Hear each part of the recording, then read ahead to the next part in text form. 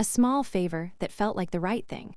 Mallory never imagined that a simple decision, made on an ordinary afternoon, would become the starting point of a family fracture she might never be able to repair. At the time, it felt like one of those quiet choices people make without overthinking, helping where help was needed, stepping in where life had created limits. Her sister had been disabled for years, and while she never spoke openly about the emotional toll, Mallory could see it in the way exhaustion lingered in her voice and how frustration surfaced during even small conversations. Her niece, however, was a different story. The child was full of energy, constantly moving, constantly curious. She talked about school friends who attended art clubs, sports sessions, and community events after school. Each story came with the same ending. She wished she could go too. Mallory listened to these stories during family visits. Watching the way her niece's excitement dimmed just a little each time, she accepted that she would stay home again. One weekend, when a local community center announced a children's activity program, Mallory mentioned it casually. She didn't frame it as a big plan or a long-term commitment. She simply said she could take her niece along if it helped. There was no dramatic response, no argument. Her sister nodded, quiet and reserved, and said it was fine. That was all the permission Mallory thought she needed. From Mallory's perspective, it wasn't about stepping into a role that wasn't hers. It was about making sure a child didn't miss out on experiences simply because circumstances were unfair. She believed families were meant to share burdens, to fill in the gaps when someone couldn't do everything alone. That belief had guided her for years. Helping her sister with errands, appointments, and childcare had become part of their normal rhythm. The first activity went smoothly. Her niece came home glowing, proudly showing off what she had made, talking faster than usual as she replayed every moment. Mallory felt relief more than pride. Relief that the child felt included. Relief that something small had brought genuine joy. She didn't document it, didn't post photos, didn't talk about it excessively. To her, it was just another afternoon. Over the following weeks, Mallory took her niece to a few more activities. Each time, she checked in briefly with her sister, keeping the tone light, assuming transparency was enough. Her sister never objected outright. Sometimes she seemed distant, but Mallory attributed that to fatigue or pain. She told herself not to read too much into silence. Deep down, Mallory believed she was protecting her sister from guilt. She thought that by quietly handling these outings, she was sparing her from feeling inadequate or left behind. She assumed that not emphasizing the activities would make it easier, not harder. It never crossed her mind that what felt considerate to her might feel erasing to someone else. Mallory saw herself as a support system, not a replacement. She never corrected her niece when the child excitedly spoke about "we" instead of "I." She never claimed credit. She never believed she was doing something special. It was simply what made sense in the moment. What Mallory didn't realize was that every time her niece walked out the door, her sister was being quietly reminded of everything she wished she could still do. Every harmless trip carried weight Mallory couldn't see. And while Mallory believed she was helping without consequence, a storm of unspoken emotion was already forming, one built not on malice, but on loss, pride, and pain that had never truly been addressed. The moment everything changed, the change didn't arrive with a warning. There was no gradual build, no clear signal that something was wrong. It came suddenly, in a way that left Mallory replaying the moment over and over, wondering how she missed the signs. One ordinary evening, while the house was quiet and the conversation felt routine, Mallory casually mentioned another upcoming activity her niece had been invited to attend. She expected a neutral response, maybe a tired nod like before. Instead, her sister's entire demeanor shifted. Her sister went still, her face tightening in a way Mallory had never seen before. The silence that followed wasn't confusion or hesitation, it was controlled, restrained anger. When she finally spoke, her voice was sharp, trembling beneath the surface. She asked why Mallory kept taking her daughter to places she couldn't go herself. The question didn't sound curious. It sounded accusatory, as if the answer had already been decided. Mallory tried to laugh it off at first, assuming it was a misunderstanding. She said it was just another community activity, nothing serious, and reminded her sister that she had agreed before. That was when the words came spilling out, heavy and raw. Her sister said agreement didn't mean acceptance. She said watching her child leave the house for experiences she could never fully be part of felt like being erased from her own role as a mother. The anger wasn't loud at first. It was precise, carefully aimed. Her sister spoke about moments that should have been her first group activities, shared laughter, simple memories that now existed without her presence. Mallory realized too late that these outings weren't being viewed as helpful favors. They were being counted as losses. Mallory tried to explain. She said she never meant to replace her sister or take anything away.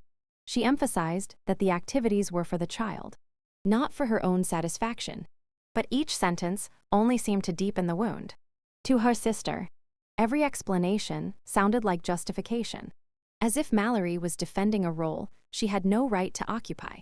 Then the accusations grew sharper. Her sister asked whether Mallory enjoyed being the one who could do everything, whether she liked being the capable one, the present one, whether she understood how humiliating it felt to rely on someone else to give her child a full life.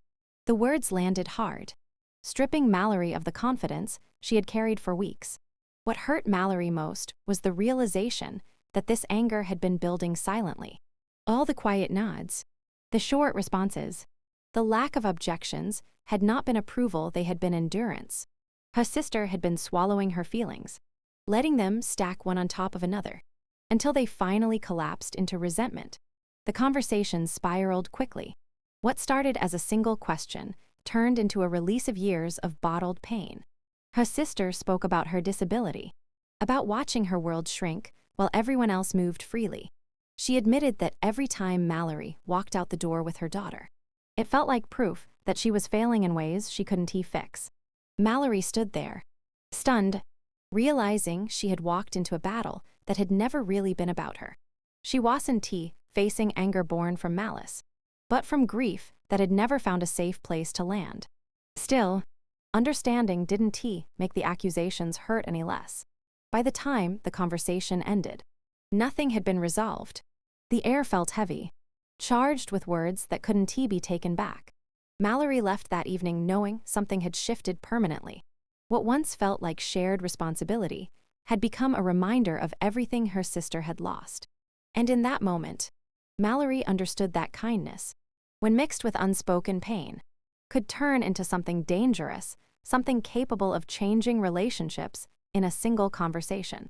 Kindness turned into accusation. After that night, nothing between Mallory and her sister felt natural anymore. Conversations that once flowed easily became stiff and guarded, as if every word carried the risk of igniting another argument. Mallory tried to act as though nothing had changed, hoping time would soften the sharpness of what had been said.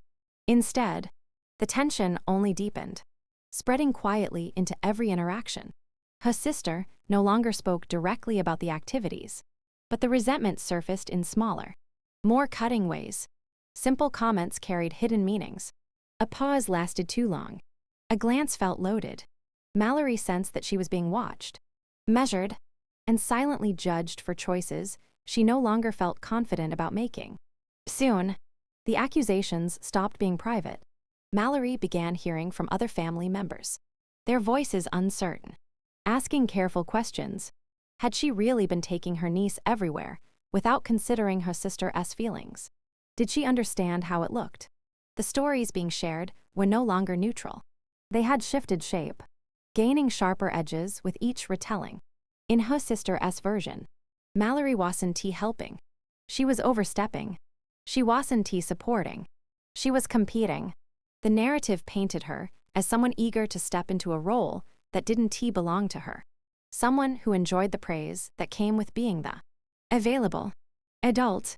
Hearing these accusations secondhand felt worse than hearing them directly. It stripped Mallory of the chance to respond, to explain, to be seen. Photographs became another source of pain. A relative mentioned seeing pictures of her niece smiling at an event. To Mallory, those moments had been harmless memories. To her sister, they were evidence, proof that life was moving forward without her, and that Mallory was at the center of it.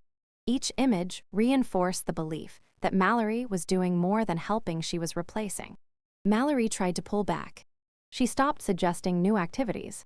She waited for her sister to initiate conversations. She hoped that creating distance would ease the pressure and show respect. Instead, her silence was interpreted as confirmation of guilt. The less she did, the more suspicious it seemed. The accusations grew heavier, more personal. Her sister began questioning Mallory's intentions outright, asking whether she enjoyed feeling needed, whether she liked being the one who could step in where she couldn't. These weren't questions seeking answers. They were declarations, shaped by hurt and insecurity. What Mallory struggled with most was the injustice of it all. She had never claimed ownership of her niece's experiences. She had never spoken badly about her sister. Yet she found herself cast as a threat, as if kindness itself had become something dangerous. She realized that her sister wasn't reacting to Mallory's actions alone, but to what those actions symbolized. Every favor now felt like a challenge to her sister's identity.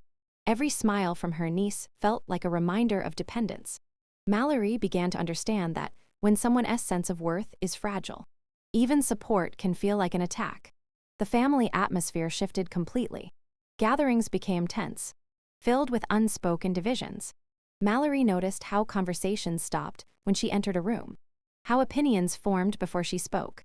The accusations had reshaped how others saw her, and there was no clear way to undo it. By the time Mallory fully grasped what was happening, the kindness that started it all had lost its meaning. It had been stripped down and rebuilt into something unrecognizable. What once felt like love had been reframed as control. What once felt like help had been rewritten as betrayal. Mallory was left standing in the aftermath, realizing that good intentions offer no protection when pain decides to tell a different story. Silence, distance, and a line that couldn't be undone. After the accusations and arguments, a heavy silence settled between Mallory and her sister. It wasn't the quiet of understanding or peace. It was the silence of distance, of unspoken frustration and unresolved hurt. Every interaction felt loaded with caution.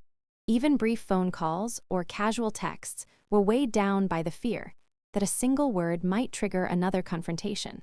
Mallory tried to maintain a sense of normalcy, but the ease and openness that once defined their relationship had vanished completely. Family gatherings became an arena of subtle tension. Mallory noticed the way her sister avoided eye contact, the way she spoke through gritted teeth, and the way her presence seemed to shrink, as if she was trying to protect herself from further disappointment. Other relatives sensed it too. Conversations that had previously flowed freely were now punctuated by awkward pauses and carefully chosen words. It was impossible to escape the knowledge that the fracture was visible to everyone.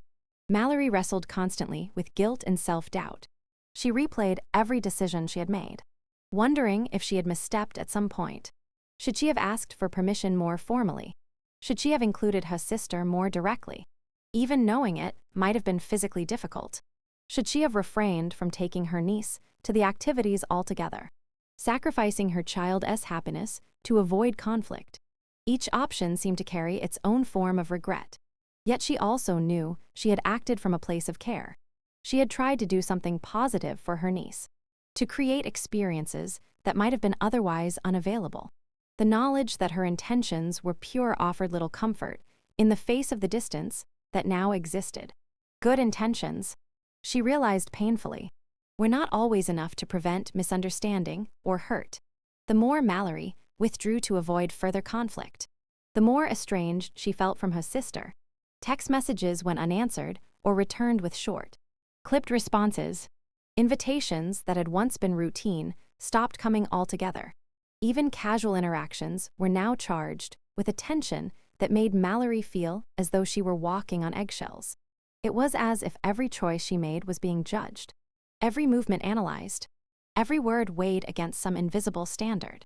Mallory's niece, innocent and unaware of the deeper tensions, still thrived in the activities she attended. But even these moments, which should have been purely joyful, were tinged with a sense of sadness for Mallory. She understood that each smile, each shared experience, came at a cost, one that could not be measured or reversed. What she had thought would be simple and kind gestures had inadvertently become symbols of pain, reminders of limitations and loss. The silence between the sisters became almost unbearable. It was not the productive silence of reflection or mutual understanding, but a heavy, isolating quiet that signified a boundary neither wanted to cross, yet both were forced to navigate. Mallory longed to bridge the gap, to explain, to reconcile, but every attempt seemed to fall flat or be misinterpreted. The emotional distance was now firmly established, and no single conversation seemed capable of undoing it. Mallory realized that sometimes relationships reach points where the damage done cannot easily be repaired. The argument over the activities had been the catalyst, but the real fracture was deeper, rooted in years of unspoken disappointment, unaddressed grief, and emotional vulnerability. She understood that love and care could not always protect relationships from these hidden undercurrents, no matter how sincerely offered. In the end, Mallory was left with the heavy truth that some boundaries, once crossed, even unintentionally, leave marks that cannot be erased.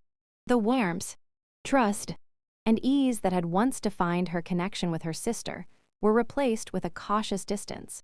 The silence that now filled the spaces between them was a constant reminder that, even with the best of intentions, human relationships are fragile, and some lines, once crossed, create rifts that may never fully heal. When love isn't enough to fix what's broken, even after the arguments, the accusations, and the growing distance, Mallory's love for her sister and her niece remained intact. She didn't stop caring.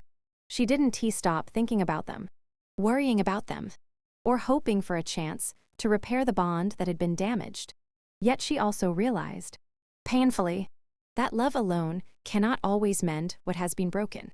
It cannot erase resentment, dissolve long-held insecurities, or undo the misunderstandings that have taken root over time. Mallory reflected often on the choices she had made, trying to identify the moment when her simple acts of kindness had begun to feel like betrayal. She knew she had never acted with malice. She had never intended to overshadow her sister or replace her in her child's life. Her intentions had been clear to her, but clarity of heart does not always translate into clarity of perception. What one person sees as help, another can experience as exclusion. And once that perception takes hold, it is difficult to reverse. Her sister's anger and withdrawal were not simple responses to the activities themselves.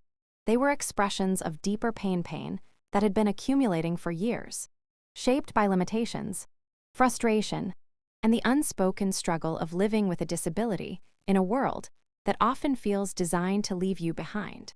Mallory began to understand that this was not just about her actions, but about what they represented, the experiences her sister longed for but could no longer fully access.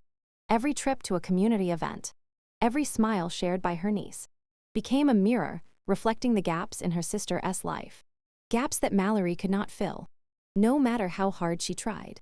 What made it even harder was the realization that some wounds are invisible until they explode. Her sister had carried feelings of inadequacy and grief quietly, never speaking about them until the pressure became unbearable.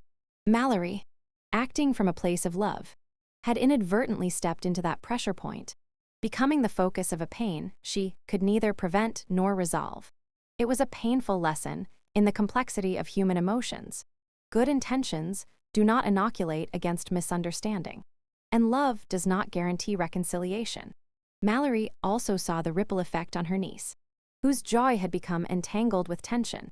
The child remained unaware of the full scope of the conflict, but Mallory could sense it in fleeting moments, hesitation in her voice, pauses before sharing experiences, subtle questions that betrayed confusion. Mallory wanted to shield her niece from the growing rift, but the reality was that family conflict rarely exists in isolation. Children feel it, even when they cannot fully understand it, and sometimes they bear the weight silently. As time passed, Mallory recognized a difficult truth. Some relationships cannot be repaired on intention alone. Healing requires acknowledgement, understanding, and mutual willingness, elements that cannot be forced. No matter how much she wanted to restore the bond with her sister, she had to accept that the distance created by anger and resentment could not simply be bridged by love or effort. Still, Mallory refused to let the situation harden her heart completely. She continued to care, continued to act with kindness where she could, and continued to hope that one day the lines of communication might reopen. But she also learned to protect herself emotionally, to set boundaries, and to understand that caring deeply does not mean taking responsibility for the emotions of others. This experience reshaped her understanding of family, love, and responsibility. She realized that family connections are fragile and must be nurtured carefully, with awareness of unspoken fears, insecurities, and limitations. Sometimes the best way to love someone is to step back, to respect their emotional space, and to accept that your presence, even when well-intentioned, may not always be welcomed in the way you hope. In the end, Mallory's story is not one of blame or villainy.